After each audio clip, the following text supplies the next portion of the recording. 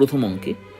এখন এককের ঘরের 0+9 এটিকে যদি আমরা যোগ করি তাহলে আমরা 9 সংখ্যাটি পাব। এক্ষেত্রে দশকের ঘরে কোনো কিছু হাতে রাখার দরকার নেই, কারণ এককের সংখ্যার যোগ করে আমরা 10-এর কম অর্থাৎ 9 সংখ্যাটি পেয়েছি।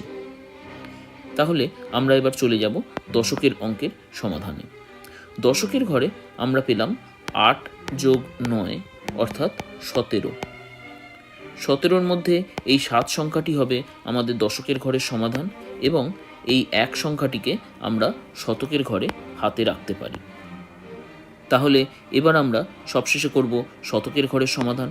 শতকের ঘরে আমাদের কাছে অলরেডি রয়েছে 6 এবং 2, তার সঙ্গে হাতে ছিল 1। তাহলে এই 3টি অঙ্ককে যদি আমরা যোগ করি, 1+6+2 অর্থাৎ 6-2 8 আর 1 9, তাহলে 9 হবে শতকের ঘরের সমাধান। তার মানে আমাদের উত্তর হবে 900।